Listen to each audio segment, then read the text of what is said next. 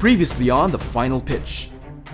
The chosen entrepreneurs from the initial pitches move on to the next round and are introduced to their mentors. This week, it's all about the numbers as the entrepreneurs face their first major test. My name is John Aguilar, and I'm an entrepreneur television producer based in Manila. I've gathered 4 illustrious investors looking to fund and support the next great Filipino company. William Tiu Lim, founder of Mega Global Corporation, makers of the #1 sardines in the country, Mega Sardines.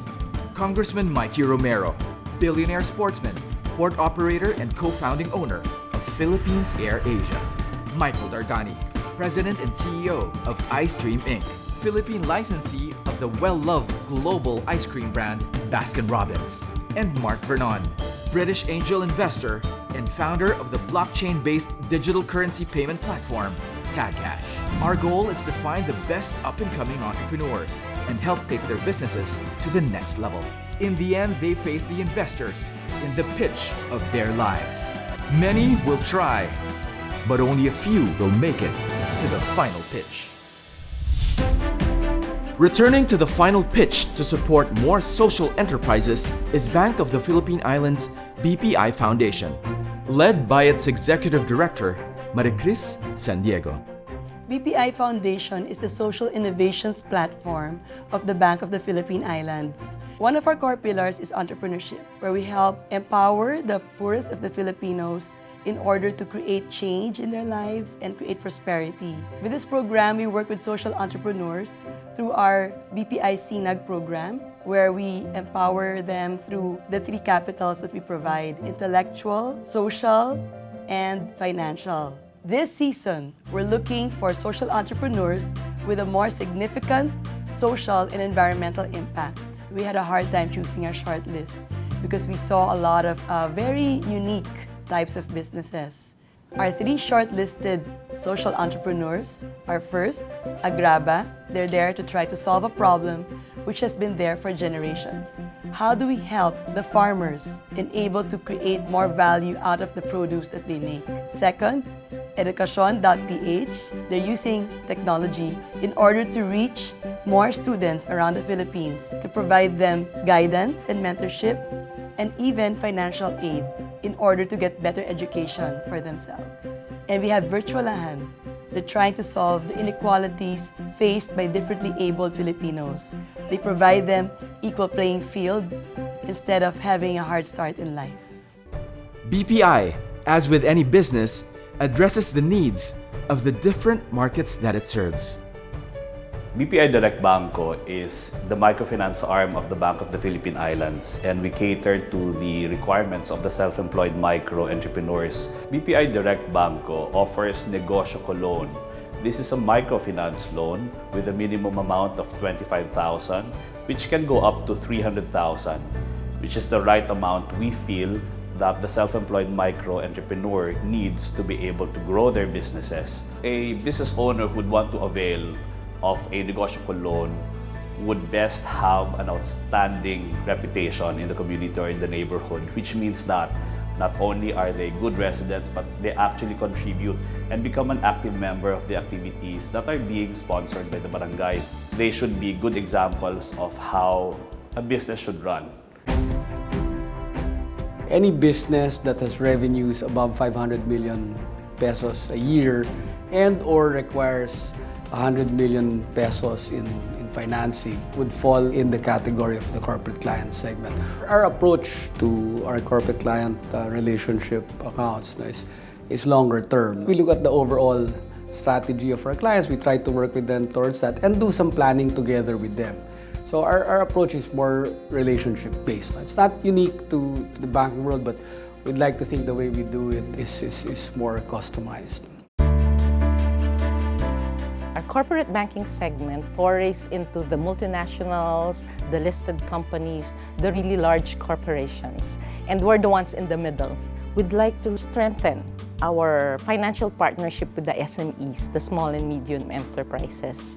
So last year, BPI put up this 500 people strong group to service specifically the SMEs, the small and medium enterprises. BPI has a very good reach nationwide. You can find it anywhere. That's very valuable for a business who needs to transact, who's still not into the online platform 24 hours. Our presence, any bank presence, everywhere, accessibility is still important.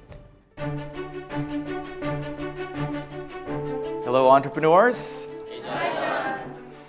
Welcome to the Bank of the Philippine Islands. Now, today is a very special day. This entire day is meant to help you with one of the struggles of entrepreneurs such as yourselves. Money, funding, finances, all of that is going to be covered today. Now, a lot of you are highly creative, very passionate. You have a lot of ideas, but sometimes the problem lies in trying to prove the value of your companies and trying to see where and how you can source your funds. So that's what we're here to do today.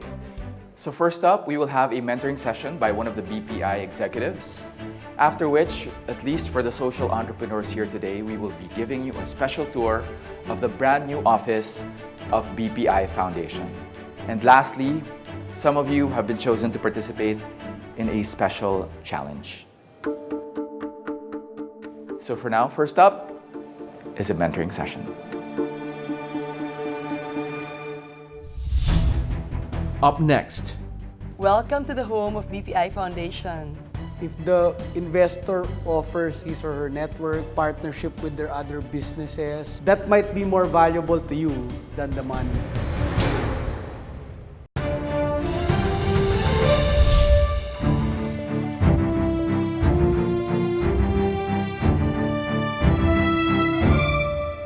So entrepreneurs, I am going to be bringing in someone who I hope one of these days, if you are successful in landing an investment, you will be able to work with.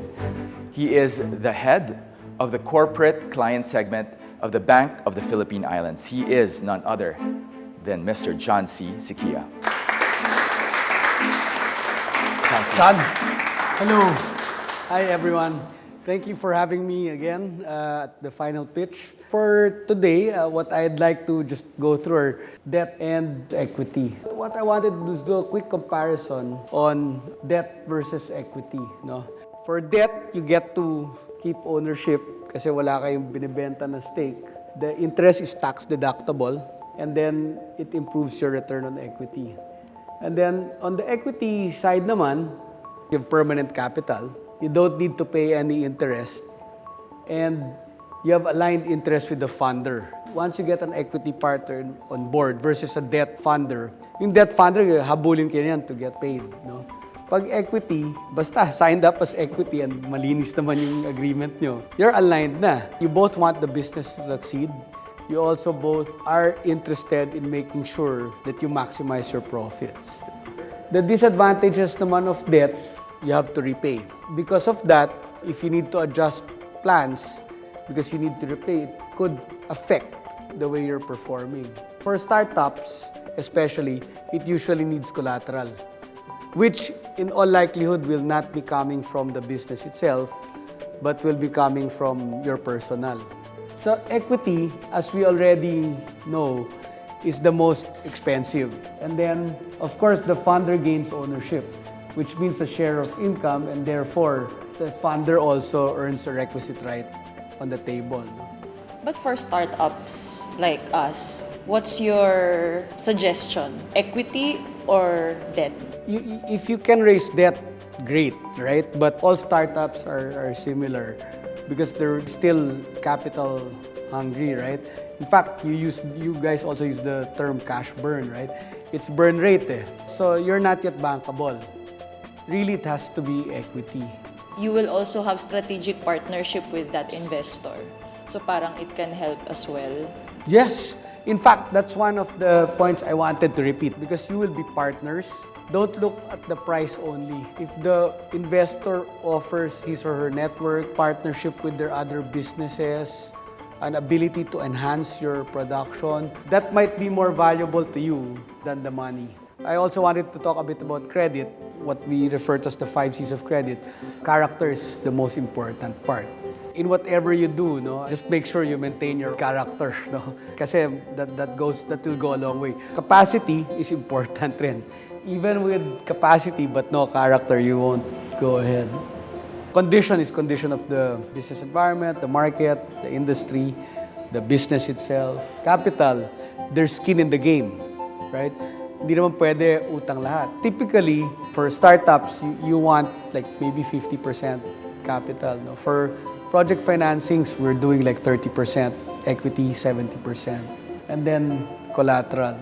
A good form of collateral might allow a lender to go ahead. But in a way, no, for people like you, if it's the home you live in that you're betting, that makes it easy for creditors to go. But it could be painful for you guys. Very, very briefly, let me mention again, do over-prepare for your next round. And then be realistic in the expectations with your asks. Get ready for due diligence. When you represent something in your discussions, make sure you can back them up. The last one is go with the guy that will, not the highest bidder in terms of your price, but the guy who gives you the highest value. That's how I would like to close. Thank you. I'm glad to meet all of you.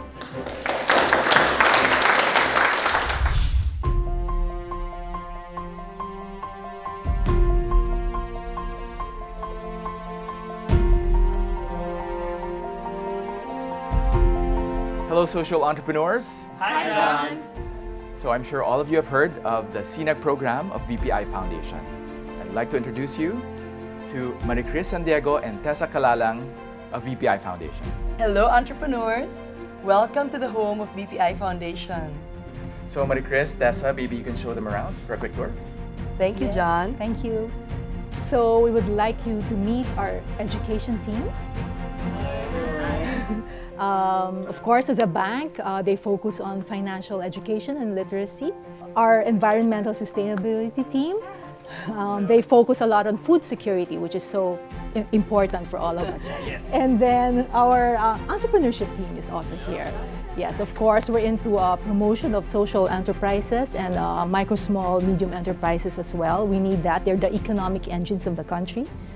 And then our arts and culture team, okay, you know, it's arts neutralizes everything. As you can see, we do a lot of different programs around different types of interventions. But basically, what we aim to work toward is improving the social and economic well-being of the Filipino people. Like, what are some communities do you normally go out We to? have, for IP communities, we would go to Bukidnon and get to meet them. And So all the way to Mindanao? Yes. all the way to Mindanao. And we get to meet farmers as well. So there you have it. That's the team. Up next, you have been chosen by BPI to participate in a special challenge. How certain are you about your revenue streams? Yeah. Because it seems like it's very easy for somebody not to pay you. It's also very easy for somebody to walk away from you.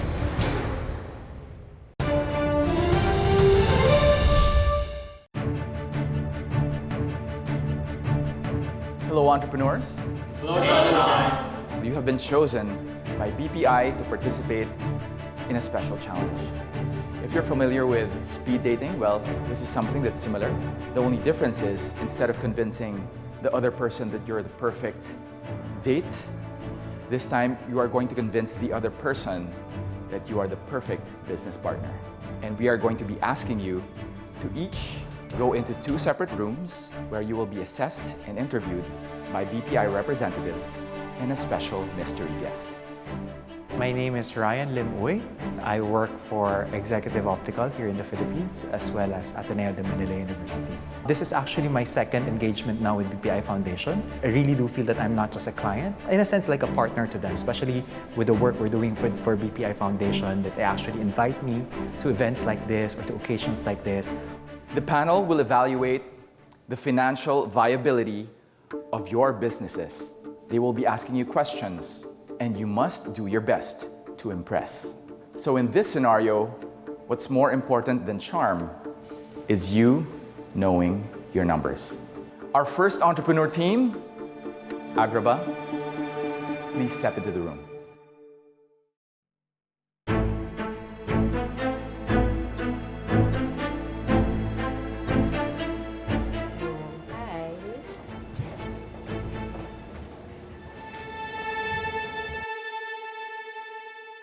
your revenue estimate on year one alone is already at 4.5 to 5 million pesos. Yes. And your expense estimate at that time is around 4.8 million pesos. It seems like even on your first year, you're already going to break even. Why are you asking for 5 million pesos? Because right now we want to kick off. Right now we don't have any funds, so that we want to start by having a fund. We're just doing this part-time. We want to go full-time, but we cannot sustain our own families if we're gonna do so. What is the specific expense share for this 5 million? Okay, for the funding allocation, we're gonna put 60% under operation. For our IT, which is 30%, and legal, 5%, and sales, 5%. How certain are you about the revenue estimates for the first year? We have our market, and then for the market, we categorize hotels and restaurants. We have already restaurants who sign up for consuming worth 3 million monthly. Now, to do so, we need 100 of these hotels and restaurants so that we could break even in our first year. I think you could do with much less than that, given how aggressive your revenue plans are on the first year. Yeah. All right. Thank you. I don't know where it's going.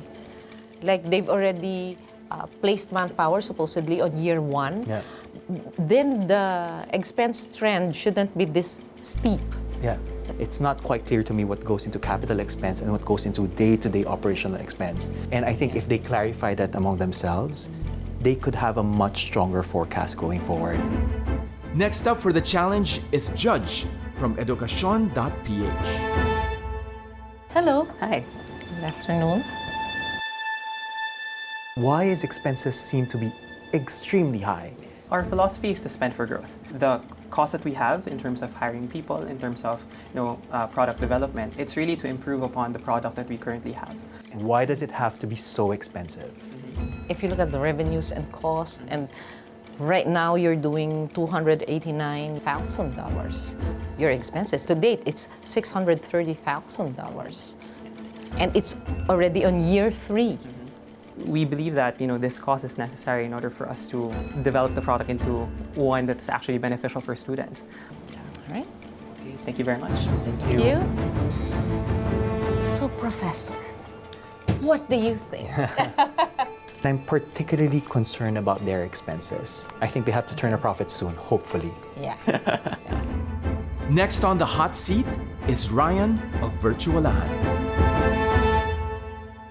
For example, I'm one of your talents. Sure. One day I become employable. What would stop me from walking over to your competitor and signing up with them and offering my services there instead? Please go ahead.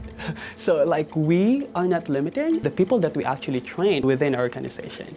As a social enterprise, our main priority is actually their growth. If that will give them more economic empowerment, then we'd be very happy to do so. Effectively, what you just told me is that all your talents can walk over to the other party and leave you with nothing. How certain are you about your revenue streams? Yeah. Because it seems like it's very easy for somebody not to pay you. It's also very easy for somebody to walk away from you. I see this pay it forward model. Yes. If someone just leaves, the pay it forward, as I understand, is in the form of a scholarship? Is it in the That's form of right. a scholarship? That's right. So you can lose that? That is a possibility, yes. But the paid-forward model is actually our upsell to the scholars. So what happens is that when you go inside a program, you don't have to pay anything upfront. But 10 months after you get a job, you need to pay back the loan that you get out of the scholarship grant that was granted to you to join the training. Thank you. Good luck. Salamat. He's providing training free. Whatever he's... Yes, yes, I know in he a says he's way. going to get paid, Yes. but technically it's free at the start, Yeah. which puts his entire revenue model at risk. I was thinking what they can do is tighten that repayment scheme Yeah. and not make it just as a moral obligation. The last to take the challenge are Jello and Orwin of Diplomacy. You have competitors out there looking at this and saying, hey, there's this company who's not yet profitable, 2 years running. Yeah. What's going to stop them from squashing you out of this market? If you're going to ask me, do we have any competitor? For now, no, because it's niche. Can we scale fast? Yes, because we are backed by 26 full-time employees and we train them. So you're saying your competitive advantage is what in particular? The technology application? itself. The application itself, the app itself. In order to ensure that you stay fast, Yeah. Is there any way you can narrow that window where you're burning capital from 2 years to maybe 6 months? Yes, it's possible. We need to make sure we plan it well. Because looking at it, you could either cut down on your year 2 expenses since you've already placed your through your development phase. Well, Yeah. not through, but you've already placed the foundation on that on year 1, and then you're already on the positive by year 2. You could do that. Thank you. All right, thank you so much. Thank you. Thank you. There could be a lot of tweaking on the expense side, and they'd be on the positive, as I said, on year 2. In order for these revenue estimates to really hold ground, they have to be sure they're fast when they say they're fast. But otherwise, if there's another company out there looking at this saying, he's gonna get $500,000 in year 4, we can do it just the same way that he did. If he's not fast enough, then this entire thing will be in jeopardy. But let's hope they're fast enough to secure it.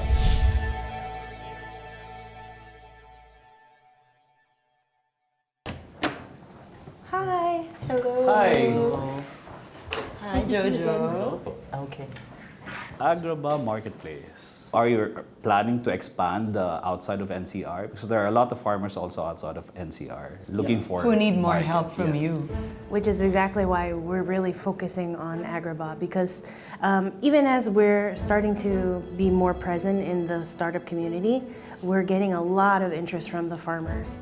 We've gotten interest from Davao, from Bacolod, Iloilo, so we want to actually scale really quickly. What makes your team suited for this kind of business? I've been working in the agriculture value chain for more than 10 years, so I know the pains of both sides, so I'm So now you wanna addressing it help. digitally. I see. All right. Congratulations and good luck. Thank you. It's really for us to be able to hear somebody who has experienced, I guess, the hurdles of a farmer and also as a buyer of the produce of farmers to be able to help out, right?